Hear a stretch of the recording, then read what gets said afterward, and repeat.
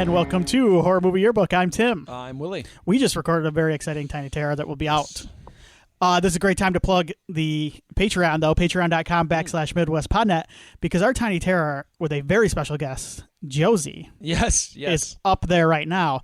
And we talk a little bit about Dracula's daughter, but then we mostly talk about Pokemon. Pokemon. Yes. Yeah, the show has a new sign-off. Yes. It's thanks for listening to the Pokemon podcast. The Pokemon podcast. Yep. Yes. So thanks, Josie, for that. Yeah. It was a lot of fun. She had a good time. She was very excited about it. She was very excited to join the podcast club. Yes, and she had watched the movie we're talking about. She did today. She did watch Dracula's Daughter, which is our movie. Our did she sit through the whole thing? She watched it's as a kid would. Movie is no. She was engrossed. Okay. She didn't move a muscle. I had started the movie, so the movie is about an hour and 10 minutes long, hour and 11 minutes, I think. I watched the first 30 minutes, and she watched the back half of that. Okay. So the majority of the movie she watched. Gotcha. In fairness. But there's not a lot that happens in the first 30 minutes. No. No. It's a different kind of movie. A different kind of it's very different than the movie we talked about last week, The Mummy's Ghost. The Mummy's Ghost moves pretty quick. It's a pretty The Mummy's Ghost is a pretty standard horror movie in terms of kind of what it does. This one's not. It feels more investigative, more like a mystery movie than kind of like a little bit of a psychological thriller too. There's more of that. Yeah, for sure. So no, it was a ton of fun. I'm so happy that we had her on. She had a good time. Yeah. We're at some point we'll be reviewing a Pokemon movie on the Tiny Terrors. The one with Mewtwo. Yes, the Mewtwo one. Yeah, because he's kind of spooky. So we'll do that. But yeah, Josie, enjoy that. Patreon supporters, because you'll be getting that first. Yeah. I think it's worth it. It's worth a listen. More. Yeah. I think it's well worth. I think you get access to it for just $1. So hey, you want to know? Yeah. Pay $1. It's worth it, honestly. Awesome. So that I did record a bonus episode today. I got back to it today. I know you were talking about that. Yeah, so. I wanted to get back to it. I talked a little bit about. I previewed the weekend of. It's 28 years later. I always do that. 28 years later weekend. So I previewed. Yeah. I took a look at the Rotten Tomatoes tomato meter live on tape, I guess would be the. So I hadn't seen it yet. I logged in. I go, because I don't know if you remember. It used to be like if reviews were embargoed, that was like, that movie's gonna be terrible. These reviews came out pretty quick, didn't they? Well, no, they were embargoed until last night. Oh, okay. But nowadays, that seems like a strategy. For it doesn't necessarily mean a movie is bad anymore. There was a time when it was not good. Yes. That kind of is past at this point. I think a lot of it now is spoilers. I think there's a little bit of spoiler. Yeah. So, and it might be just a strategy by studios to be like, all right, let's get some late buzz, because that's when people are going to start. That's like when the people we want to get in are going to buy their tickets based on checking reviews and stuff. I do think we should record some car thoughts on the way back. Yeah, we're going to go. Yeah, like we did last time. I think just we can release that however you want to.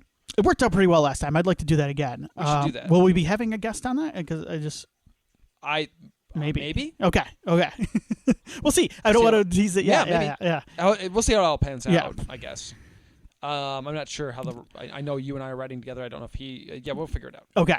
No big. But yeah. But so we're gonna go see that this weekend. You and I are going to a late-ish show. Yes, I'm nervous. I'm not gonna lie to you. Well, does it calm your nerves to know that the tomato meter is higher than I said it was gonna be like 77, and I looked at it. It's higher than that. It's in the 90s, isn't it? It's 93 with 100 reviews. It makes me more nervous, and here's why. The tomato meter is pretty damn high. Yeah.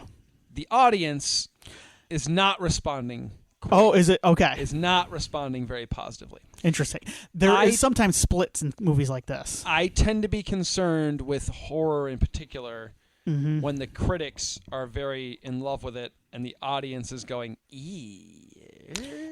And this is Garland and Boyle again. And these are this is a different Garland and Boyle than their movies. I was going through a little bit. They've been a little bit more divisive recently. Okay, so everything Alex Garland has done, I have liked. Did you see Men? I've not seen Men. So I don't like Men. Okay. Well, did he direct that? Well, I did not like it. Did he direct it? I believe he directed that. Yes. Okay. Annihilation ruled. Yeah, Ex Machina ruled. Yes. 28 Days Later rules. Mm-hmm. Sunshine I love. Yeah. Annihilation. Did I mention that? Yes. Yes. You're missing Civil War. Did you go see Civil War? I did not see that yet. Okay, So Civil apparently I'm War. behind anyway. Well, then he just Warfare, but I think he co-directed the Warfare movie that's out now. I have not seen. I've heard it's interesting. Yeah, so I didn't know. I haven't seen Civil War yet either. And I think part of it is because I hated men so much. I'm like, I need a break from you, Alex. Yeah. Yeah, and then Boyle, I forgot he did a Train Spotting sequel. Yeah. Never saw that. Yeah. He's all over the place. He's all over. But he's always kind of been. He kind of reminds me a little bit of what's my man's name? Soderbergh, in some ways. Yes. Where like they can be. I like them and I respect them, and when they hit, they really hit. But like they give me a little. Their movies are so different from each other. Like there's a. They dabble in every genre. Right. And it just, I think they work better in certain genres than others. Okay. That's the way I feel about Boyle and about Soderbergh. Okay. Generally. Yeah. So yeah. So I'm a little bit. Those trailers were. They're very good. Yeah. I'm a little trepidatious. I didn't see. So when I checked this morning, I did not see any sort of. The audience score wasn't out yet. Essentially. Yeah. So, Okay. It's out now. Okay. Or there are letterbox things coming out and stuff like that, and it's not great. Okay. I'm nervous. I would say that a couple of the critics. The other thing is giving me a little bit of a couple of the critics I follow and read did like it as well. So, and then I talked a little bit about the box office too. But now with that audience score, I'm interested. But they're already started shooting the second movie, right? So it's shot. Oh, is it shot? Period. They started shooting it as soon as they wrapped on the first one. So I was going. They've not started shooting a third one. So this is what's interesting. Yeah. Okay. I have not heard any sort of major spoilers or anything. Mm-hmm. What I have heard has been this movie, and I think it's probably actually good to know going into it. Yeah. This movie is not. This movie does things to set up a second movie pretty directly. Okay. It's not fully self-contained. I feel like that can't be a spoiler if you know, like, that they're doing a second movie anyway. Yeah. I just hope that they knew going into the second movie that they might not get a third. That's kind of where I'm at. That would be a bummer. Yeah, and I'm happy though that second one's already shot. Yes, because the thing is, it sounds like this one does lead into whatever they're going to do with. It's the opening weekend. I'm not super concerned about box office wise. The fall off is the movie that's divisive, that it's gonna kill its legs with the audience, and we'll see. It's good. Like it's not. It's like budgets are all over the place. It's got to make a decent chunk. I'm scratching my head, going, how is this going to miss for me? Yeah. Like I hope it doesn't, but like how? Like I mean, like the cast is insane. I like Aaron Taylor Johnson. I know a lot of people kind of crap on him. I think he's made some. He's made some good and some choices. bad. Yeah. I like him. Jodie Comer's awesome. Yeah. Ralph Fiennes is Ralph Fiennes. I mean, like, what are we doing? And then like. The trailers were fantastic. It's Garland and Boyle back again. I don't know. I just don't like. I'm sitting here going like, what is it about this movie that's making people feel? I'm very worried. Yeah. And here's why. I'm worried there's going to be some. Maybe it is the sequel setup though too. Yeah, we'll see. I guess we'll find out. Maybe that's the beef they have. Yeah. Because audiences get very like. I think we're in we're like post Marvel movies now. Where like. I think there's a little fatigue with that. With overall. the whole like. Check in next time with the, so maybe that's the issue. I actually hope that's the issue. Right. And it's not like they take this story in some bizarro direction where everybody's like, what am I watching? I don't know. I could see both of those guys like, I could see them both being like, why are we coming back and making another zombie movie? Let's do something really like weird. Yeah. And out there. I'm worried. I'm worried. Well, we're gonna find out, and we may just talk about it right. I really want to talk about it right out of the theater. I think so. Yeah, because now I'm like, I'm excited for this. The responses have been really interesting. Yeah. So I talked about that. I talked about there's a new show. It's on Peacock and Sci-Fi called Revival. It's based on Tim Seeley. You know the comic writer Tim Seeley. He did Hackslash. Yeah. This was a comic book Image. It was a kind of a zombie-esque comic book. I'll say it was about. Okay. It was about people who died in a small town and they came back to life in their bodies, but they're not necessarily zombies. They're kind of like who they were, but there's something off a little bit too. And it's about the comic sounds really interesting. I had fallen out of comics around that time, so I never read it. The first episode is up all over the place. I liked it quite a bit. Where is this on? It's on Sci-Fi Peacock, and then they put the first episode on YouTube. Okay. So No, I thought it was solid. So the Stephen King revival thing is a totally different. Different thing. Yeah. I think Flanagan was attached to that. I think that's. Yeah, but he's in Dark Tower mode now. Yeah. And then I did. If you have any thoughts on the Jason Universe announcements last week, I did talk a little bit about them. We got a full cast now, pretty much. Yeah. Dorf is back. Officer Dorf is. That's fun. It's fun, but legacy character is doing a lot of work there. The word legacy character. They're really milking that one. If it was Crazy Ralph, I'd go, yes, legacy character. Officer Dorf, I mean, he's in the movie. For he's in one of the movies in a 12-movie series for 60 seconds of screen time. I will say, when they laid out, I went, this is kind of I like that they are using a character from the movie and they're going to make him a main character. I think that's fun. Yeah, no, it's cool. But when I heard people calling a legacy character, so all right. They made it seem like it was Ginny coming back or something. You know what I mean? Yes. Yeah, like that I would say, okay, it's a legacy character. The only other thing, too, is I wish they would have... So the showrunner teased an announcement, and I guess that was the announcement, is that they're the new cast members. There was also... They announced some of the directors in it, too, which I didn't know about. And they've all been attached to pretty good stuff, TV and movie. I saw that. It's not like just somebody off the street. Which is good. Yeah, which would have been part of the course with some of these. Yeah, that's true. That's true. No, that's good. Yeah, and they made the announcements about the Horror Nights thing. Yeah, the Horror Nights thing. My wallet screamed at me because I'm going to be down there during Horror Nights. You're going to spend money. And then I will probably be going to that now. Yeah. You're going to fund the Jason Universe yourself. I know, that was the thing. Is I don't know if I give money to Jason Universe. But then I'm the thing is though, this is the kind of stuff I'm okay with. This had actual. I said it out there, this had actual details, so this tells me it was released by Universal Studios, the press release, because there were here's what's the house is going to be about. There are going to be kills from the franchise. It had actual details, and I'm like, oh, the Horror Inc. did not put this together. Yeah. They have no idea what's going on. Universal wrote them a check, and they went, okay. Yeah, cool. Here's our AI Jason. But I'm okay with them using that design in a haunted house. That's fine. I don't care. I don't have a. I don't know. What about the NECA toys? That's what I wanted to ask you about, because you are. I don't know. I don't know what that means, because there were been no steadily details releasing these toys anyway. So I guess I don't understand. They just re-released Pamela. Okay. For the first time since in years. So it's not like they've stopped. They stopped at 7. So I was going to say, weren't there unreleased lines? They haven't done Manhattan. They haven't done Goes to Hell or X. Or they've done the remake one, actually. So they're missing a couple of. I can see but the question I have is, would this even affect those? Because I mean, I guess it doesn't seem to have. They kept making them. Yes, and this is all the redesigned costume stuff, is what the announcement seemed to be tailored towards. Do you want a NECA toy of that? And that's the thing, is I heard people going, oh, maybe they'll finish it, but do you want them to finish? What are they going to do? I guess they could finish 8, 9, 10. I mean, a Manhattan toy would be cool. Oh, I think those toys would be kind of that'd be cool. A Jason X toy would rock. Yeah, but I guess I don't know what would this clear up the rights. I guess they're working with NECA again. What is this? I don't know. Maybe there was a hang up. I don't know, but yeah. NECA's done some cool Friday the 13th stuff. Yeah. But I guess I just don't know. What is it? Yeah. I don't know. So there you go. I guess what I was going to say is too, I wish they would have saved the Linda Cardellini announcement for Friday the 13th. The day, that would have been the announcement. That's a big announcement. Because that was a big announcement. I feel like that leaked. I don't remember. They just kind of announced it. That would have been a cool Friday the 13th announcement. But that one would have been worthy of the date. Yeah. I mean, look. I'm a little more sympathetic to the Crystal Lake side of things, because they haven't started shooting yet. They don't really have much. So I think they want to make a good show. Yes.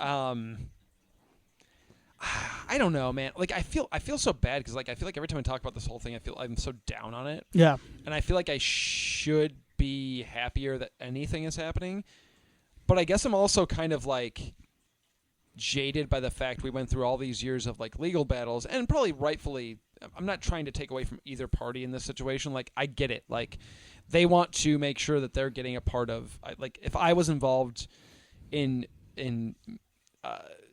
the kind of rights and money that these guys are going to get out of winning or losing a legal battle, yeah, I'd be doing it too. Yeah. So I'm not trying to but I guess as a fan of Friday the 13th, other than the Crystal Lake show, I'm kind of going, none of you actually want to make anything with Jason in it other than just make a bunch of money off of merchandise. Like, that's the way it seems to me. It feels like some of the people involved, like on the periphery, do. Like, I mean, like the Horror Night side of things, like it seemed like they're pretty That's pumped to fine, make a horror. Yeah, there are creatives out there who want to work. But you're right. The people that are directly, it feels like wrestling promoters. Yes, it feels like the workers, the people who like actually are like have actual passion about it. Mm-hmm.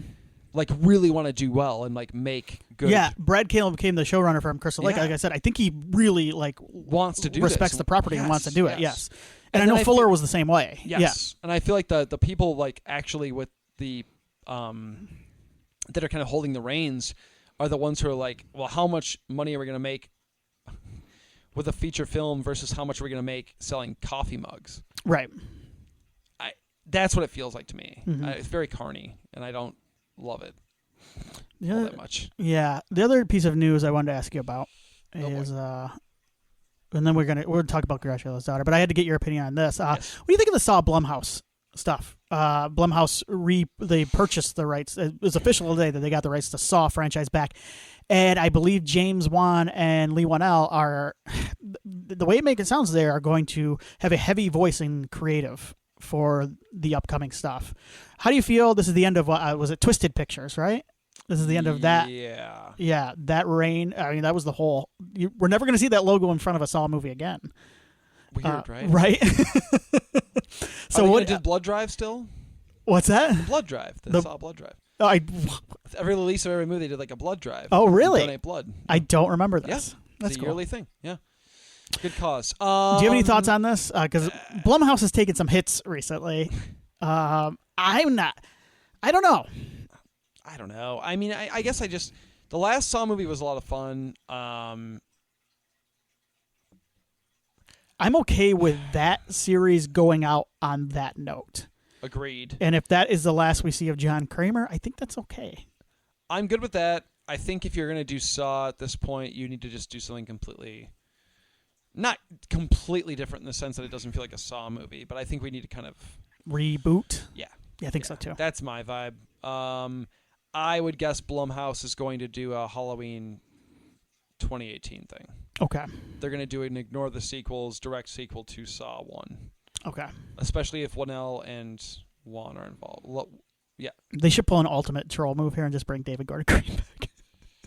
Oh my God. Well, it didn't work out for The Exorcist. No, it did not. That was not good. He has a heavy voice at Righteous Gemstone, and I just finished that, and it's. I like David Gordon Green. Oh, me too. I think someday I'm going to end up liking Halloween Ends. It just hasn't happened yet, but I know me, and it's going to happen at some point. It's kind of your kind of slasher sequel, isn't it? You know, like a franchise. Yeah, sequel. it's just it's a weird black sheep where it feels. Kills is the one though. That's the one for me. Halloween Kills. I kind of love that movie. That the one I've grown to just say that might be my favorite sequel, period. Yeah, from that franchise. It's not, but for me, but I have a lot of fun with it. Yeah. Part of that was the experience of watching it in my garage. Yes, because we were losing our minds. It was the most insane thing. So yeah, I guess yeah. Yeah. I don't know. We'll see. Lee Wanell, he just the Wolfman didn't do too hot either, so we'll see. I don't really. It sounds. We've talked about Saw plenty. Mm-hmm. I don't really care what happens with Saw. Honestly, I'm good. Yeah. Make more. Don't make more. It's fine. Mm-hmm. It's like the opposite of Friday the 13th, where I'm like, please make more movies. I think the difference though too is we have gotten Saw pretty consistently. Yeah. There's been a small break there between. Well, there was a break between the 3D one and then Jigsaw, and then a break between Jigsaw but not that big. No, because there was Spiral there too, the Chris Rock one. So Saw has been pretty consistent. So I'm cool with a break. Even stuff like Final Destination there was a big gap between the new one and the last one, mm-hmm. but that's certainly better than what we've gotten from Friday the 13th. Yeah, the poor Nightmare on Elm Street Nightmare people. on Elm Street, I was going to say they've been suffering even harder than we have. They're now the most suffering. Yeah, franchise, right? I mean, technically, their remake came out after. Technically, Hellraiser, because you know what? No, the last Hellraiser was at least that was at least interesting. Yeah. The Nightmare remake came out after the Friday remake, and it came out before the last Final Destination, right? And then technically, Friday has still suffered longer than Nightmare. Right. But we're going to get something before we're they do. getting movement, Yes. and Nightmare fans are Nothing. getting nothing. I've told you what that movie should be. What's that? It should be refresh my memory. It should be a soft reboot, Mm-hmm. and you should have a new dream demon Mm-hmm. with a new. I want a female dream demon. Yeah. Something different from Freddy, not a Freddy clone. Totally different, like background, what her history was, the crime she committed, the things she did, the way she was killed, and her reasons for vengeance. Do a female dream demon.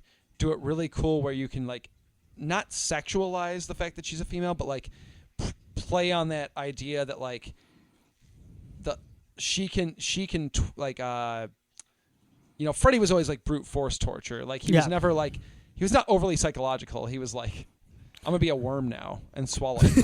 He was kind of a dipshit, right? Like so. Yes. He wasn't that creative. I feel like a female mind would be so much more creative with how they tortured people in their dreams. Yeah. And do some cool stuff with that. And then at the end, that's when you bring in a legacy character, somebody I don't even know who yet. Kincaid, obviously. Oh, please. To like meets up with the main character from this movie and was like, "You're not the only one who's been through this." And then you go, "Oh, this is in the same universe as Freddy." Yeah. This is like because like there's got to be more dream demons out there, right? That way you can like.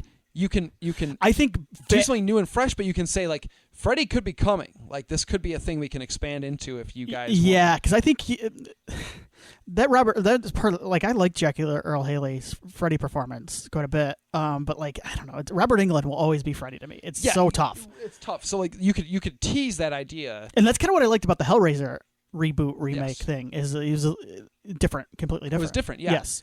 So I always had this vision for that of this like. A female dream demon that instead of like the burn scars like Freddy has, glass. Yeah. Like shards of glass. Yeah. Like I don't know what the situation would be, but I was this like there are plenty of I think we've even pitched directors. There are plenty of directors out there now that dude. Yeah, they knock this out of the park. Crush it. Anyway, that's my vision. Speaking of female demons. Yes. We are talking about Dracula's Daughter from 1936, the next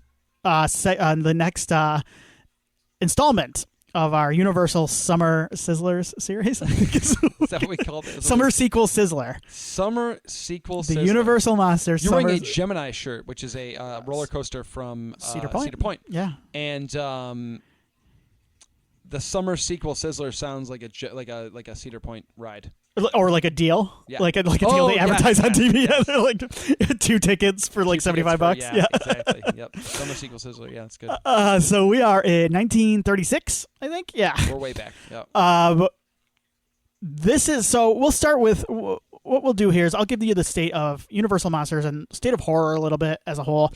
I'll be quick because we kind of covered a lot of this in our last episode too. But in 1935, we had gone through those kind of first installments of the classic monsters. We had the first Dracula movie. We had the first Frankenstein movie, The Mummy, Invisible Man. And then we got our first sequel in 1935 with Bride of Frankenstein, which probably had I don't say probably, it did have a direct effect on this one being kind of rushed into production. This movie is also pretty important. Dracula's Daughter is pretty important in the trajectory of the studio and even horror, and not in a good way, especially for the studio. But we're in the mid-30s, kind of mid to late 30s.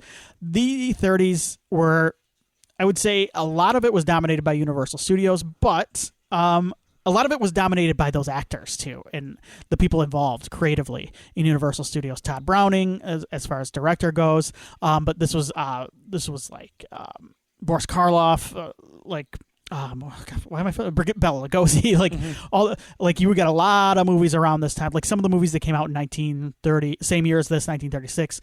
The Devil Doll, directed by Todd Browning, starring Lionel Barrymore. The Man Who Lived Again, directed by Robert Stevenson and starring Boris Karloff. Revolt of the Zombies. We were starting to get some early zombie movies around this time too. Things to Come, The Walking Dead, another Karloff movie. So but we are starting to see kind of chinks in the armor of the Universal Studios kind of behemoth monster, if you will. And a lot of that, and I won't refresh, if you want to listen to us talk a little bit more about the Hays Code, although we'll touch on it a little bit later, listened to our last episode, but the Hays Code is really starting to come into effect, and also just changing tastes and the world surrounding in general.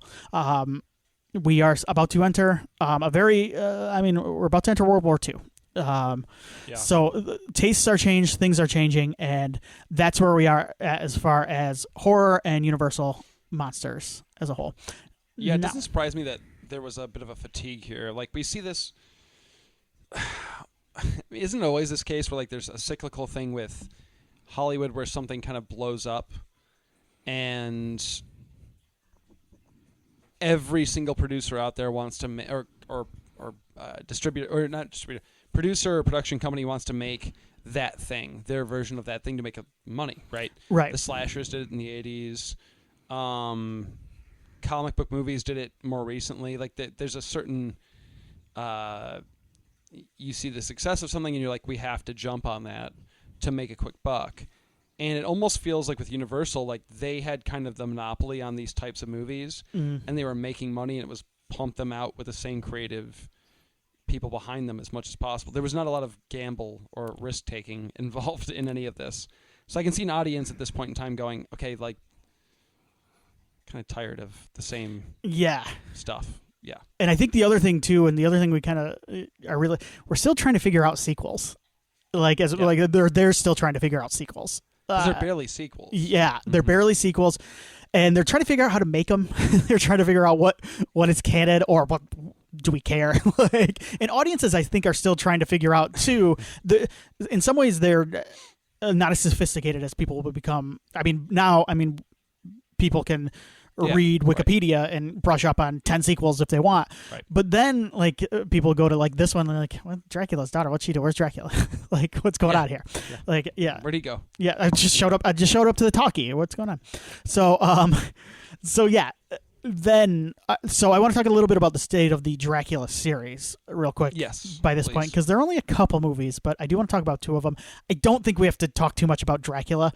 I kind of think people listening to this podcast have a decent understanding of the Bela Lugosi Dracula.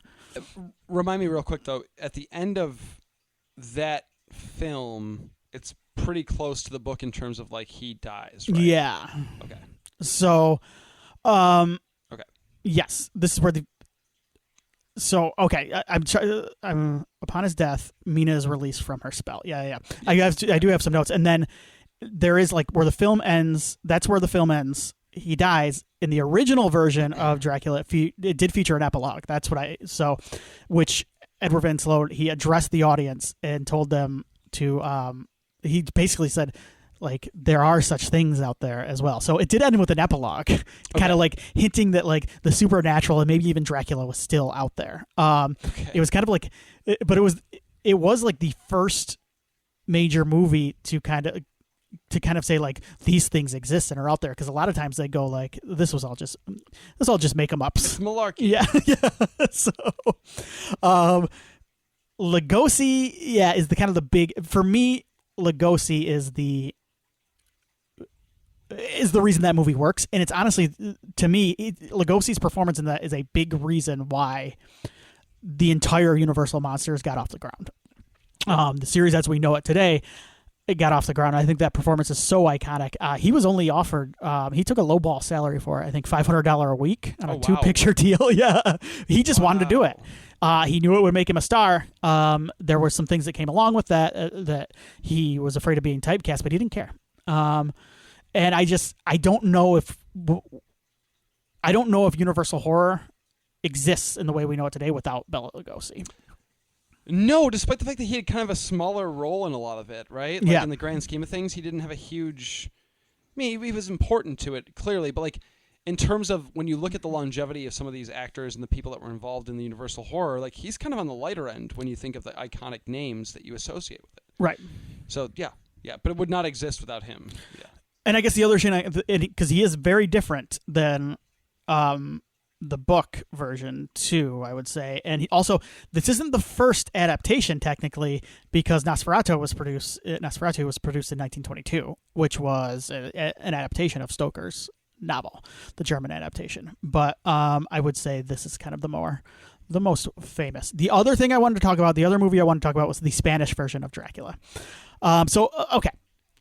Here's what would happen in the talkies, the early talkies. They didn't have the technology to dub a film into foreign languages. So when they wanted to release it in different markets, what they do, studios just made it over in different languages. So like Laurel and Hardy and Buster Keaton would read their lines off of Blackboard in different languages. but in the case of Universal's Spanish, they did a Spanish language production of Dracula. It is a completely different film. That blew my mind when you told me that, because I had never heard that. It's 20 minutes longer, so I think the thing with Dracula, the American version of Dracula, is Browning. I talked about this before. He's a well-known alcoholic. The director Ted Browning was an alcoholic, and he kind of the prevailing thought is that he kind of loses interest in the movie like halfway through shooting, and then Carl Freund takes over to shoot the rest of the movie, or a lot of the movie. That's why the original Dracula is like 20 minutes shorter than the Spanish language version of Dracula. Yes, because I think it follows closer to the script. And it's actually it's a well shot for its time, well shot movie. Now, the fun backstory here is there was a starlet, a Mexican actress named Lupita Tovar, and there was a Universal executive named Paul Corner, and he was in love with her. She wanted to return to Mexico City to further her career, but the Universal executive wanted to keep her there. So as a ploy, he convinced the head of the studios to produce Spanish versions of these hit films, and he cast her in the Spanish Dracula movie. And you know what? They ended up being married for until his death in 1988. So you know what? That's awesome. Good for them. Honestly, yes. I'm not even mad. Yeah. So the movie is actually, it's a little more gothic. It's a little more sexier. It's a little sexier, I should say, not more sexier. It's more sexier. And kind of the thought is, if you were able to put Lugosi in that version of Dracula, you would have the perfect Dracula movie for that time period. Yeah. I mean, that makes sense. Like, you've got a version that's kind of that has some creatives behind it that are maybe more passionate about what's actually going on. Yes. And less drunk, apparently. Yeah. But you've got a Lugosi who is, I mean, like, a lot of people still to this day would say he is Dracula, like, which is insane. Like, that film is as old as it is, and people still, when they think of Dracula, they think of Lugosi. So, like, yeah, that's. Out of all the Draculas, he's the one I think of still. So, right away, out of the gate, yeah. Mm-hmm. There are a couple sequels. Son of Dracula, which I remember him being pretty good. Lon Chaney as Dracula in that one. We've talked about Lon Chaney. Son of Dracula? Yes, okay. Son of Dracula. That's another one where people, because his name is Count Alucard, which is, of course, Dracula spelled backwards. But a lot of people are like, what's going on? Because it's not real clear on how he's the son of Dracula. Same thing. But hey. Yeah. Same thing with Dracula's daughter. Was she adopted? Or like, when was she turned? Like, what's going on? We don't really know. And then there was the House of Dracula, which kind of signaled the end of the second wave of Universal monster movies. House of Dracula is kind of a monster crossover movie. So that would come later, though. We're talking about Dracula's daughter. Yes. So let's do that. Willie, this is your first time watching Dracula's daughter, right? It is. Tell me what you thought. We're 2 for 2 on first time Universal movies for me. So this is why I wanted to do this whole thing, was like, Universal is something that you've always been pretty into, right? I mean, like, yeah. Is that fair to say? I would say, yeah, probably since like college. It was when I started getting into these older ones. Yeah. Always been a blind spot for me. I've seen all the initial Universal entries, Dracula, Frankenstein, so on and so forth. But I've missed out on the sequels. And I'm excited that I get to watch these now through whatever lens I'm seeing them through, I guess, as a 39-year-old man. Yeah. I feel like if I'd watched these in my 20s, I feel like I would have kind of been more dismissive of them. So I'm happy to watch them now. Yeah, weird movie. It's different, right? Not what I expected. I don't know what I expected. I guess I expected something a little bit closer to The Mummy's Ghost in terms of a little schlocky. Yeah. A little kind of silly, fun horror sequel. That's not what this is. You mentioned at one point that this was kind of more psychological, and I agree. I don't think it's psychological horror in the way that like we think of psychological horror films now. I think it's more cerebral or more psychological in the sense that it's playing on a lot of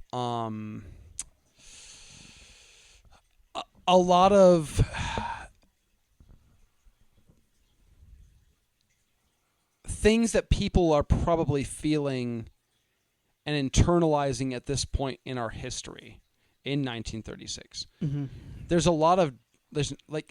Look, vampirism has been used as an allegory for drug addiction and substance abuse for a long time. There's plenty of movies that have done it. Yeah. This one's pretty heavy on that front. You've got a main character, and I'm counting the main character as Dracula's daughter. What is her name? Count Maria Zaleska. Yes, thank you. Yeah. And what is so interesting about her as a character, and essentially as kind of this addict, right? She's addicted to like drinking blood, I guess. We don't really ever see her do it, which is interesting. Yeah. We never actually see any vampire action. Very implied, yeah. And I wonder if that's because we were dealing with a female lead and we don't. Maybe it was too much to show her like biting the neck of her victim or something. I don't know. We don't ever actually see it, but like what we see is kind of her struggle, right? And I found that to be the most interesting part of this movie is she's not a villain necessarily. She gets a little bit mustache twirly towards the end. Yeah. When she decides that she knows what she wants and she's going to give in to this dark. The pressure she's facing from the late great Count Dracula. But what I really enjoy is her struggling with that and trying to find not a cure for that, but some sort of way to treat it, some sort of way to like fight her urges to drink blood, I guess. And that is very, very, very heavy-handed in my opinion, in its kind of depiction of like a drug addict, or yeah. That's what it feels like to me, at least. She's seeking therapy and counseling and all this stuff. The other thing, and I think I'm sure we'll talk about it, is it's not like a constant throughout the movie, but there's a certain section of the movie, a certain sequence that is like has very heavy like lesbian undertones in it. Mm-hmm. They're like borderline not undertones at a certain point. Like it's very yes, it's probably the most as far as like this. It's pretty overt, honestly. Yes. It's close. I was watching it and Josie's watching it with me and like how far does this go? How far is this going to go? Yeah, I actually got a little bit like I don't know. That's kind of like it's like, 30, well, like it's 1936. They're probably not going to.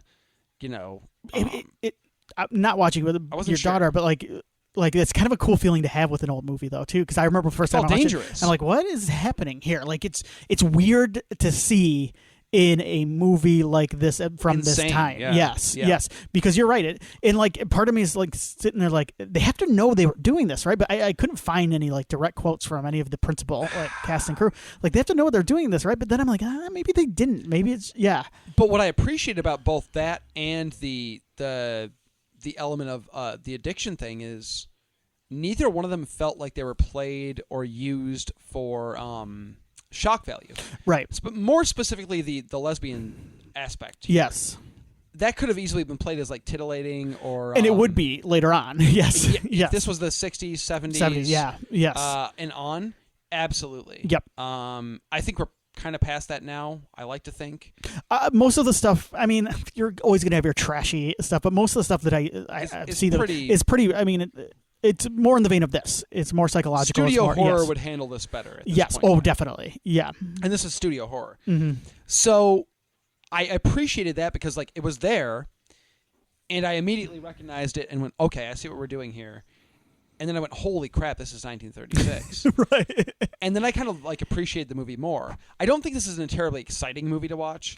I don't think it's not a movie I'm going to go back to a ton. Mm-hmm. But I'm happy I saw it because I think in some ways it's kind of ahead of its time. I think it's a movie that if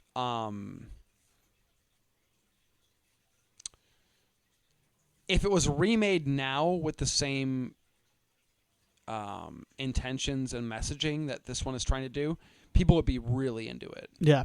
I think it would be received really well. I guess technically it was Abigail was. Yeah. It's not. So when I heard that initially, I'm like, oh shit, like they're gonna remake Dracula's daughter now. Like I think that's perfect. And then we got some different. I still like Abigail a lot. I love Abigail. It was just different. This is not a remake. It is not a remake of Dracula's daughter. Yes. So yeah, I think that this is a movie. Like I said, it's ahead of its time in the sense that like I think that now, people would certainly pick up on what we're talking about. Mm-hmm. But I think it would be received fairly well, I think, even with how it's displayed in 36, which is impressive because these movies don't always age well in terms of optics. Right. So, yeah, I enjoyed it. I did. Yeah. Not one I'll go back to a ton, but I did enjoy it. Yeah. Cool. Yeah. So I've seen this one a couple times now.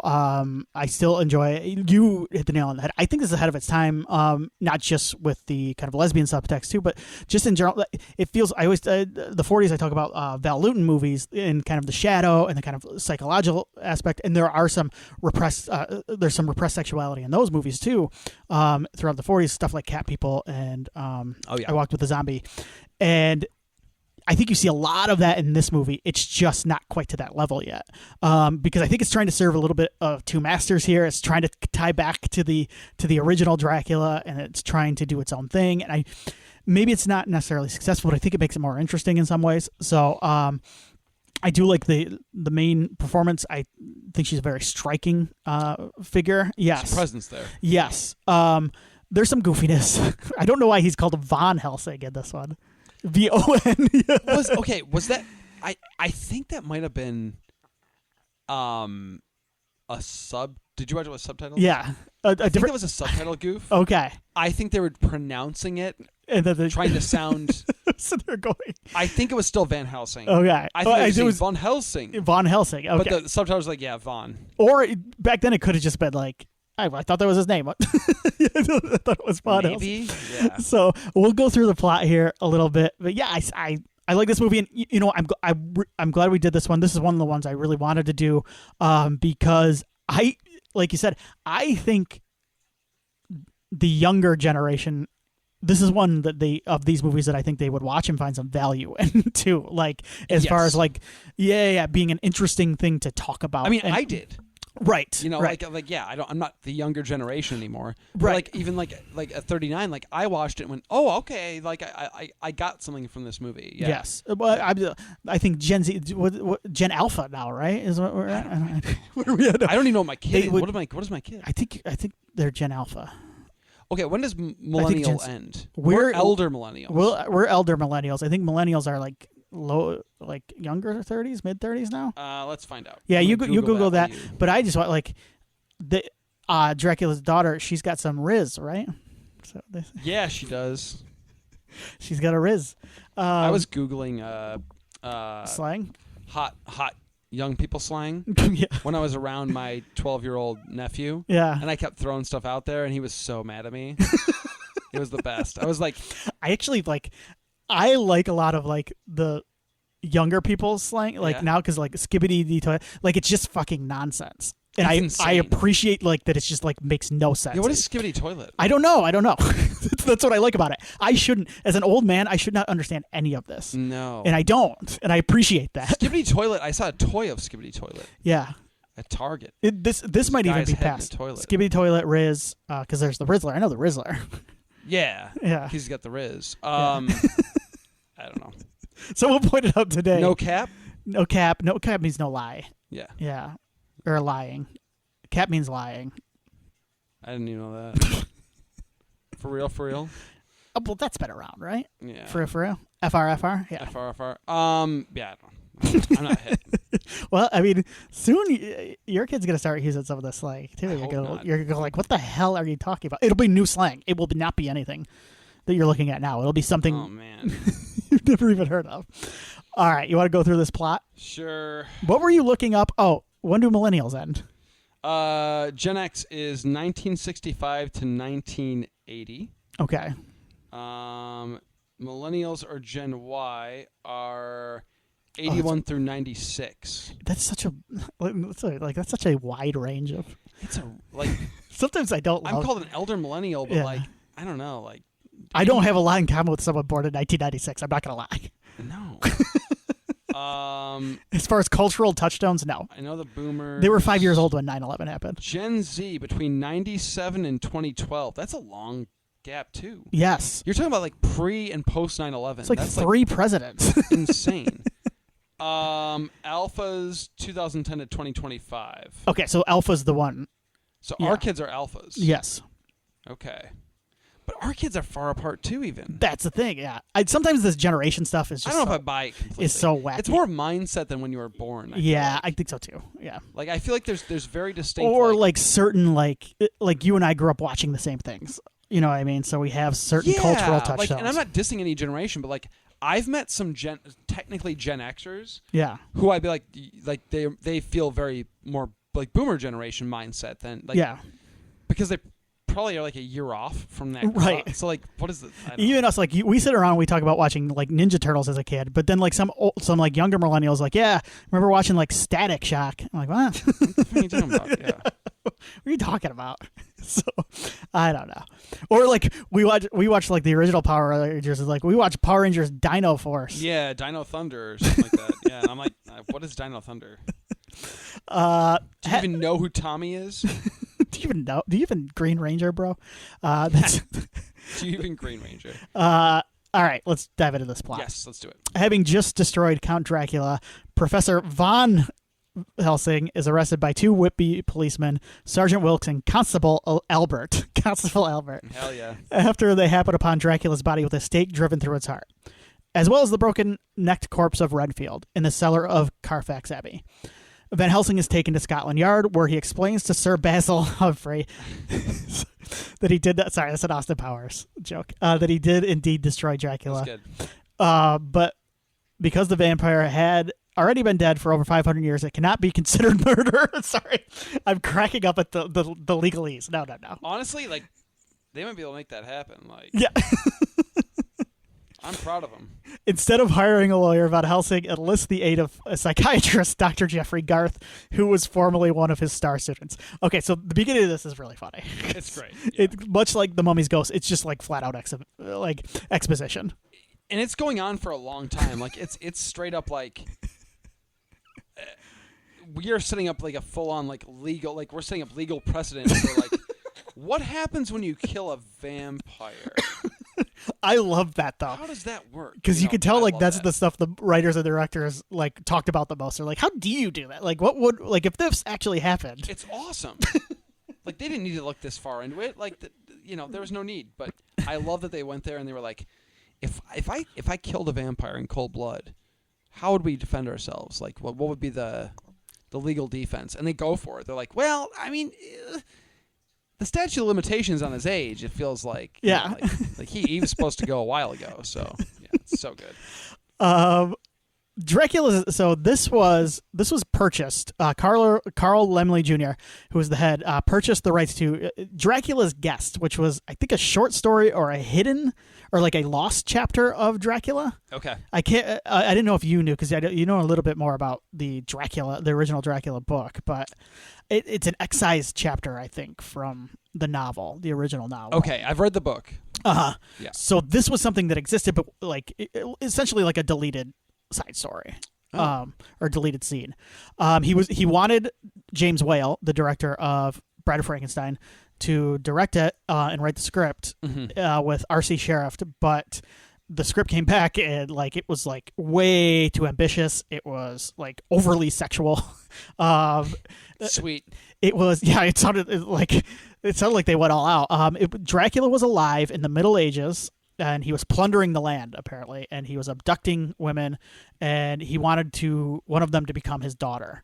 And so, yeah, then it would shift to modern times, and after the ending of Dracula, Van Helsing travels to Transylvania to kill his brides, and then there's a fourth coffin that includes his quote-unquote daughter. Okay. Countess Zaleska, I think is what she's named in the original script. So, and she was like so in this version, she was like a succubus, who would like that's cool enslave men. This is sweet. Yes, in the final battle, apparently there's a big battle at the end, and it was just like on a boat in the storm, which would have been like the Demeter, if you will. This is rad. Yes. So they took a look at that and they went, "Oh, we can't make this. Are you crazy? What do you think we're dealing with here?" What are we doing? Yeah.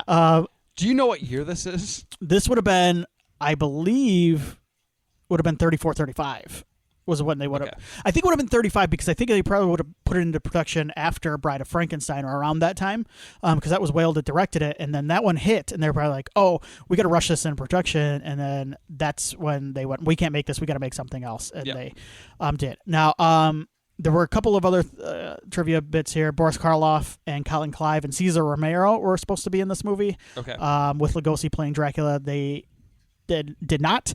Bela Lugosi was supposed to reprise his contract to reprise his role, but as the script changed and the problems continued, and James Whale was taken off the project, the news story did not really involve Dracula. So they did a glimpse of his dead body, which was a mannequin, but Bela Lugosi was paid $4,000 for, which was more than he made making Dracula. That's so crazy, dude. I think the entirety of Dracula, and yes, I think he was very happy about that. So that's so cool. So some classic wacky old Hollywood stories there. It's old Hollywood, not that much different than new Hollywood, really. No. Has anything really changed? Honestly, like it money, yeah. Yeah, the money you can make is way more. Cost of living is higher too, though. So. Yeah. In Whitby, Sergeant Wilkes leaves the jail to meet an officer from Scotland Yard at the train station, placing Constable Albert in charge of the recovered bodies. Meanwhile, Dracula's daughter, Countess Maria Zaleska, enters the jail, mesmerizes Albert with her jeweled ring, and with the aid of her manservant Sandor, maybe my favorite character in all of Universe. I love Sandor. Sandor's cool. I like Sandor. Yeah, he's a bro, because like Sandor's like, "Hey, I'm into you. Like, we have a deal. Yes. I'm just here to handle, but I'll make sure I get the job." I think he's very good at his job. Yes. And then, like, his employer at the end is like, "Oh, we went with somebody else." And instead of like just like rolling over, he's like, "You know what? I quit." Yeah. But like in the vampire world, I quit means I'm gonna drive a wooden arrow through your, or wooden bow, or arrow through your heart. Yeah. I like him. He's just like, "Nah, this is bullshit." Yeah, he's sweet. He's also like he's like the quote unquote like the best friend. He's not really pining after. He's the Guillermo in What We Do in the Shadows. Yeah. Yes. Yes. And there's some fun stuff you want to read into the subtext. Sure. Yep. So always the bridesmaid. Yeah. So Sandor, he steals Dracula's body from the jail. After tossing salt on the pyre, the Countess ritualistically burns Dracula's body, hoping to break her curse of vampirism. However, Sandor soon begins to discourage her, telling her that is in her eyes is death. She soon gives in to her thirst for blood. So there you go. She sure does. I want to talk a little bit about Gloria Holden. She was born in London, grew up in Pennsylvania. She was a model and a personal shopper before she went into theater acting. Her film debut was in 1934. She worked until 1958. She made over 40 movies. This is probably her most remembered role. She was in an Oscar-winning movie in the next year after this, The Life of Emile Zola. She played I don't know. She didn't play Emile Zola. She played one of the Zolas, though. So she was in an Oscar-winning movie. She also worked with the original Dracula director Todd Browning in 1939 in a movie called Miracles for Sale. She kind of looked down on horror movies. She had kind of watched Bela Lugosi. She had a bit of a disdain for it. She didn't like being typecast. She didn't want to be typecast. people have said that it kind of translates and it kind of works in the performance because she does feel a little bit cold. I like her performance in this. Like I mentioned, she's very striking. And I think that her being a model probably plays into that as well. She is, man. She's got such a presence. She's beautiful, but she's got this I don't know. There's a toughness about her. I don't even know what the word, not stoic, but just kind of impenetrable. Mm-hmm. There's this almost element of her, I cannot get a read on how she's mysterious, yeah. I guess. But yeah. And I'm heard of she's like a grown woman too. Like she's like a woman. Yeah. I'm trying to I would say the girl we'll talk about she comes across as a girl kind of too, the one she seduces, and that kind of plays into some of that scene, some of the interesting aspects of that scene. She comes across as kind of like a naive little girl. She does not she's very in charge. Yeah. She's seen stuff. She's been through it. Yeah. Yeah. For sure. All right, back to the plot. The Countess resumes her hunting, mesmerizing her victims with her exotic jeweled ring.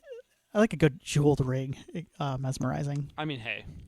If it works, don't knock it. Yeah. After a chance meeting with Dr. Garth. I'm never not going to crack up reading that name. Yeah, every time they mention Garth and how she's so, infatuated with Garth, I just think of Wayne's World. Garth Algar? Yeah, which is a problem. Yeah. It's on me. It's not. Yeah, but it's a problem. Take me, Garth. Where? I'm low on gas and you need a jacket. It's fucking awesome. Perfect. After a chance meeting with Dr. Garth at a society party, the Countess asks him to help her overcome the influence she feels from beyond the grave. The doctor advises her to defeat her cravings by confronting them, a little bit of a fear factor situation, and the Countess becomes hopeful that her will plus Dr. Garth's science will be strong enough to overcome Dracula's malevolence. This is a good Wikipedia summary, by the way. I really like this one. I'm Jaleel White. Welcome to Total Blackout. That's what it felt like. Not a good. Is that call. your favorite style of that show? Is Total Blackout, or did you like Fear Factor? It's my favorite style, not because of the number of episodes watched, because you and I had a very special bond with Total Blackout. Yes. You remember this? Yes. Yes. We were very hungover. We watched a lot of it. Yeah. What were you gonna say though? Sorry.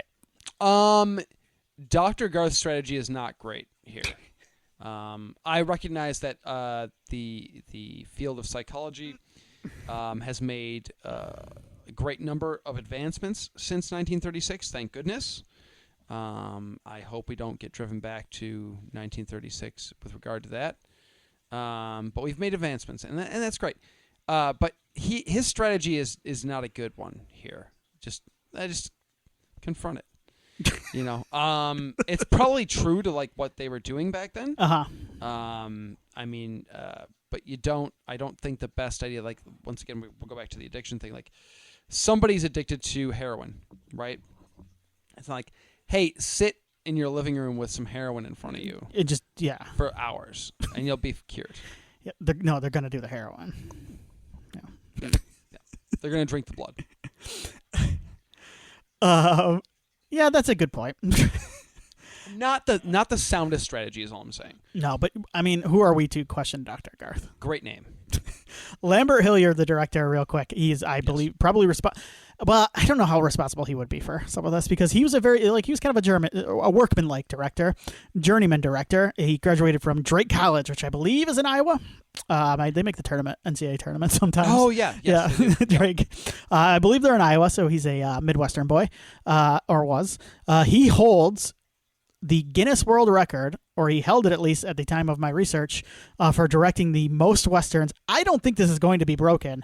He directed 156 films total, and 148 of them were Westerns. Wow. I think he's got that locked up, right? Unless people unearth old movies, old Westerns. Actively trying to beat him. Yeah.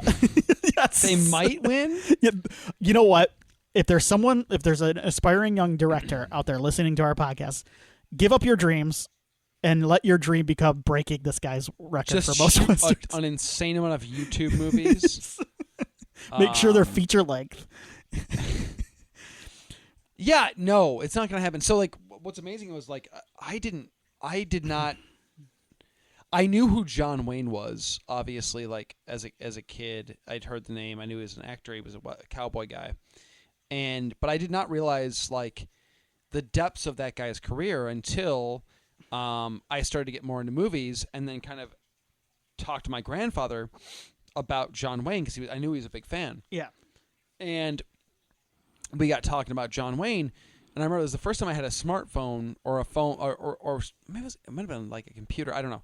I could access the internet, and I was like, "Hey, I want to ask you about some of these John Wayne movies. Like, I want to know which ones are worth watching because I was getting into like discovering movies that I had not been exposed to. Right. And I was legitimately like, which ones are cool? Like, should I watch Rio Bravo or should I watch Green Berets or should I watch whatever Rooster Cogburn?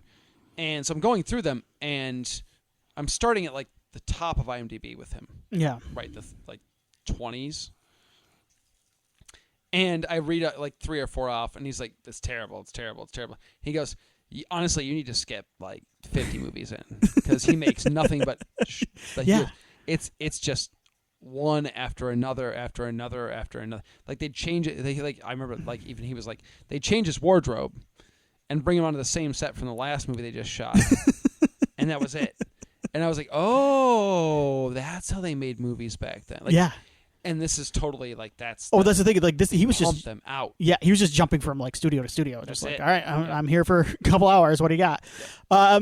He also made The Invisible Ray, which is like another Universal horror movie from 1935. Probably got him the job. And another fun fact, we talked a little bit about I can't remember the guy's name who was Batman. This guy, Lambert Hillier, directed a 1943 the Batman serial. Oh yeah, Yeah. Yep. So he was the director. So there you go. Pre-Adam West. Yep. The first on-screen Batman, I think. Yeah. So this gentleman directed it. All right. Plot. We're back to the plot. The Countess. Oh, we're getting. All right. We're back. We're back to the plot, if you will. Mm-hmm. The Countess sends Sandor to fetch her a model to paint, as a countess should. He sees a pretty young woman, Lily, and follows her onto a bridge. The woman pauses at the railing, looking despondent. Sandor promises her food, warmth, and money. She hesitates, but Sandor explains that he seeks her for his mistress. Lily returns with Sandor. Countess Zaleska initially resists her urges, but succumbs and attacks her. So there we go. All right. This is it, right? Yeah. Yes. I could have been distracted because, again, this was like Josie was watching at this point, but like I missed the part where like I should have given you a heads up that this. No, but I didn't want to. I wanted you to be just surprised by the. I missed the part where this was like staged as like I'm gonna paint a portrait of you. Oh yeah. Was that outright stated in the film? I thought he's. Yeah, I think he does say it. To Okay. her. Yeah, good. Yeah. But I didn't think he was presenting himself as. I thought he said. I could be wrong too. I'm misremembering. Too. I missed some of that, and so like when I was like locked in, it was take off your blouse, and I was like, and then again, like I was like, do I have to stop this and tell Josie to leave? And then I go, okay, it's 36. This ain't gonna happen. Like I was like uncertain of how, which is cool. Like it was cool that like not that cool that I had to think about whether or not to kick my kid out of the room, but it was cool in a sense of like. I was like, this feels dangerous. Like, this stuff doesn't feel dangerous anymore. This is like, we've seen, way more intense than this. But I'm watching a 36 minute, oh, this is safe. And then I go, is it safe? Right. Like, what do we do? Okay, so I missed that portion, and that's on me. But, it added to the element of what's going to happen next. Suspense, yes. Yeah. All right. So there is a because I was Googling around. I'm like, God, how many of these types of scenes were there to this point? So I was curious. Okay, and I came across a Substack article. Oh boy, The Discerning Lesbian Starter Guide to Classic Cinema Part 1. So I want to make sure to give them credit. That rules. Let's go. So it's really okay. So in 1931, there was a German movie called Mädchen in Uniform, which is about a student, female student at a Prussian boarding school who falls in love with her teacher. Okay. So this would have been the latter days of Weimar Germany. It was released a year before Talkies came out. So this would have been 1931. This is pre Hitler's rise to power and everything. Okay. So the other one I found before this one was a Greta Garbo movie, and Greta Garbo. Oh, I don't have the title right now in front of me, but it was a Greta Garbo movie, and it's her most. But she was like an open. I don't know if she was openly bisexual at the time because I don't know, but she was a bisexual. Probably not. Yeah. She played Queen Christina of Sweden, and yeah, it's she. Apparently she gets down a little bit with whoever she wants, and so this is one of the first examples of this on screen, of kind of a lesbian coded movie. After this, I mean, like a lot of Hitchcock movies have Strangers on a Train. There's a reading to it too. It's not lesbian, but Rebecca is a movie that has yes, that has some similar aspects to this. I watched that in my Hitchcock class in college. Yeah, and that does have similar themes, similar ideas going on. As you mentioned, I think there are Hammer would make The Vampire Lovers and Franco's Vampiros Lesbos in the 70s. Those, as you mentioned, are played more for the fetishization of lesbians. That's different. Yes. So yep. yes, that comes later, and that's very much there's no it's clearly like it's for titillation. Right. Yes. What and then of course as we got further on, like you mentioned, and we talked about one of these, like True Blood, is a very queer show. Buffy had queer characters, including I believe Spike and Drusilla were both bisexual, right? I feel like they were. They mentioned, it's hinted at the very least, yeah. And then The Hunger. Remember The Hunger? That's Tony Scott, right? Mm-hmm. Catherine Deneuve and Susan Sarandon. I mean, that's a straight up. Isn't Bowie in that movie? Yes. Yeah. The Hunger is quite the movie. But I mean, we talk a little bit about it too, and vampire. Some people have a reading of Dracula, Bram Stoker's Dracula. I don't know.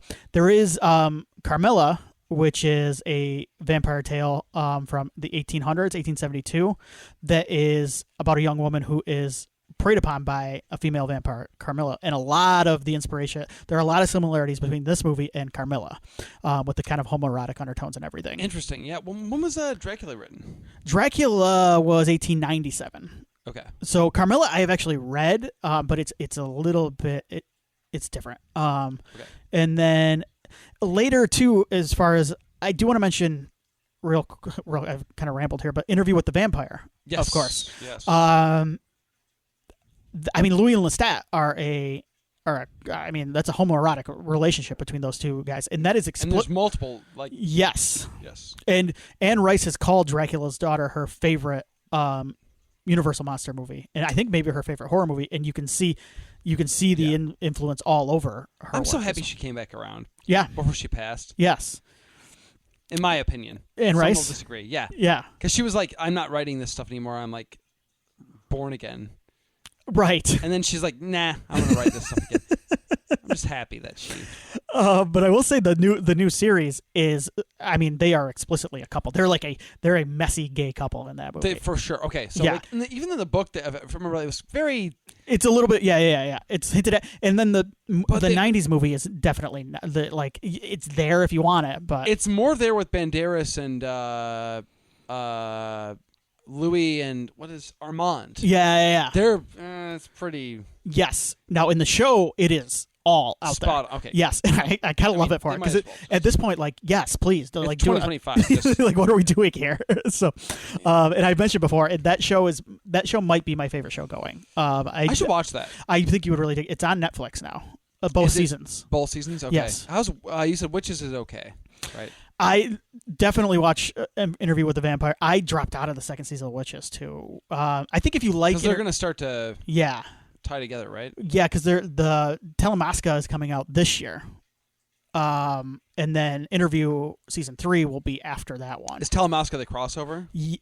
That's about the people. I assume it's going to be the crossover because they're like kind of like the people who kind of hunt down, I should say. They're like the yeah. My mom read all these books. So, yeah, and they've appeared in both.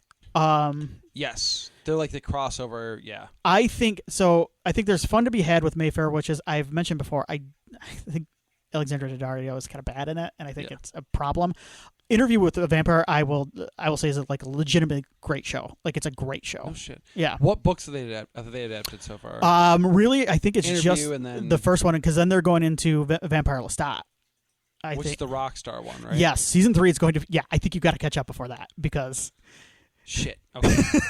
Which right. you've got time because it's not coming out till early next year. So. All right. So. I'm doing it. So. She dedicated the Queen of the Damned to the actress Holden. She did dedicate it to her. That's awesome. Yep. All right, where are we at plot-wise? Where are we at? Lily survives the attack and is examined by Dr. Garth through hypnosis. She reveals enough information to let Dr. Garth know that it was Countess Zaleska who attacked her, but she suffers heart failure and dies. The Countess gives up fighting her and accepts. The Countess gives up fighting her urges and accepts that a cure is not possible. She lures Dr. Garth to Transylvania by kidnapping Janet Blake, his secretary, with whom he has a playfully antagonistic relationship. I mean, they're fucking, let's face it. Yeah. Dr. Garth. Well, I don't know if they have yet. Okay, you think they're just building up to it? Do you think they have? See, you and I read different. So what's interesting is, I don't want to sidetrack too much here. Okay. But like, you and I read different on this. Like, Turtles. Yeah. The movie. Oh, yeah. You've always stated that Casey and April, at some point during them being at the farmhouse, like that yes. happened. I think it's remember the morning they wake up and they're on the porch chatting. They're on the porch chatting. That's the post-coital? I think it's post-coital because they're a lot more comfortable around each other. As far as I think physically they're more comfortable as well. I never thought that until you said that. Okay. You're getting me closer to believing that. Okay. In this one though, I don't know. You think the secretary and him have? I don't think they've done that yet. No, you think they're just flirting? They're just flirting. I think they're very into each other. I'm always leery of old time shows and the secretary character and the man. I'm always like, oh, they're having sex. Like if it's the Don Draper. I think you're off on this one. Okay. Fair enough. Yeah. I think they're close to it, but not there yet. Oh, well, here we go. His secretary, with whom he has a playfully antagonistic relationship, but now realizes that he cares for her. See, so it's a little bit deeper. I like to think that it was just physical, and then he's like, "Oh shit, maybe I love her." And then he's like, "Ah." Tim's like, "They've already." And then I'm like, "Does Dr. Garth have a wife?" Traveled through the whole Kama Sutra. Tim's just like, they've done it all. They've done it all, and then finally once again, this is the 30s, man. I don't know. There's a different dynamics. Who knows? Zaleska intends to transform Dr. Garth into a vampire and to be her eternal companion. Who wouldn't want Dr. Garth as their eternal companion? Dude, everybody's into Dr. Garth. Like, look. So who was supposed to go? A nice gentleman, fine-looking fellow, but like, I did find myself going like, God damn, what's this guy doing? Like all these women are like obsessing over the immortal like Countess is like, he's gonna be my forever partner, and forever like forever. Yeah. And then like meanwhile the secretary, who's a very very attractive woman, is also like, hey Dr. Garth, I'm kind of into you and spunky and like kind of want to flirt with you, but also like fight with you, which is, I don't know, I'm into it. I'm like, what has Garth got? What is it, like? You're right. We're not dealing with like, I don't know, like I mean, this is the first guy that came to mind, but prime Johnny Depp here, where there's like a magnetism to it, who's like a sexy man. He's not a swag king, you know, like what? How much Riz does Dr. Garth have? Yes. Where is the Riz? Because I'm not seeing it. Yes. He was supposed to be played by Cesar Romero. There it is. That would have been. That would. Yeah. Riz for days. Yeah. He's not the Riddler, the Rizzler. He's the Joker, but yeah. But still. Arriving at Castle Dracula in Transylvania, Dr. Garth agrees to exchange his life for Janet's before he can be transformed. Countess Zaleska is destroyed when Sandor shoots her through the heart with an arrow as revenge for her breaking her promise to make him immortal. You're right. He is the Guillermo. Except he's like, I'm over this. he's like, you were supposed to come on. And he's just like, I'm going to kill you now. I fucking love Sandor. He's sweet. Yeah, He's got a cool haircut. And he's like the dude who like he will take like even the slightest the slightest slight as like a great personal offense. Or he's just like, I'm done. I'm going to do the most like heinous. I'm going to kill you. Like I'm not just going to leave. He's very milady. Yes. Yeah. But he's also kind of sweet. Yes. He takes aim at Dr. Garth, but is shot dead by Scotland Yard policemen, who, along with Van Helsing, has followed Dr. Garth from London. Yeah, so they're back. Yeah, they kind of bumble around for a while. You know, look. And that's the end, I should say. The last, 10 or so minutes, this is a short film. The last 10 or so minutes are kind of silly. It doesn't lose me, but I'm kind of like, all right, we can go ahead and wrap this thing up. Yeah. I actually really like the lead up to that stuff. Once Dracula's daughter becomes kind of a villain, like a full, like I said, like mustache twirling kind of like, I want Garth, and I'm gonna kidnap his pseudo love interest and manipulate him. Yet I'm okay. Let's go. Because I like her before that. Like I'm really interested in her before that. Before she kind of like turns into I'm the villain. Does that make sense? Like no, I think as we go through this too, like we talked about the first part being kind of like goofy and all exposition and stuff. Sure. And then she shows up, and I think that middle portion is where you and I are both like kind of locked in, and we're like, oh, she's the strongest character certainly, and like as she should be. She's the title character, but like she's my like kind of my tether for this movie. Where like when we're locked on her and her struggle. And her kind of coming to grips with who she is or what she is, that's the stuff that I'm into. Once she kind of goes, I'm a bad guy now, I'm not. I'm enjoying it still because we get Sandor action, but I'm not like. I'm ready to go. You know? Yeah. Yeah. All right, so a couple things before we wrap this bad boy up. I wanted to talk about the audience and critical reaction of the time because then it's going to play into what happens with Universal horror movies. But most of the reaction from audiences and critics was kind of mixed to moderately positive from what I gather. It did okay box office wise, money wise. But not anything compared to what had come before, especially with Dracula and Frankenstein and Bride of Frankenstein. People were, I think, expecting, and this is where I think it's more interesting, people may have been more expecting what that James Whale script I mentioned was. Maybe not that full on, but more zippy, more like stuff happening. Whereas this one is kind of a bummer throughout. It's kind of a sad movie. It's a little more psychological. Yep. Somber, I think is probably what I'm looking for. I don't know how, I was trying to find how audiences reacted to that scene that we keep talking about. I don't know how it got past the Hays Code. It's crazy. They just She's overlooked. Yes. It may have just been early on to where they didn't have some of the power that they would get later. They just got it past the censors. I think they asked for it to be written differently. That's how it was written. That's how it was. Well done. Okay, so this was kind of Carl Laemmle, his regime. This was kind of the end of it. The Laemmle family had lost control of Universal right before this picture wrapped. Because of the cost of the movie, Laemmle Jr. was forced to borrow money, and the money came from Cheever Cowden, head of the Standard Capital Corporation. Sorry, that is a trustworthy sentence there. That name is just like Cheever of the Standard Capital Corporation. Look, yikes! And from Charles R. Rogers. When the loan was called in March of the following year, Universal couldn't pay it. They couldn't repay it, so they assumed control of the studio and replaced Carl Laemmle Jr. as head of production.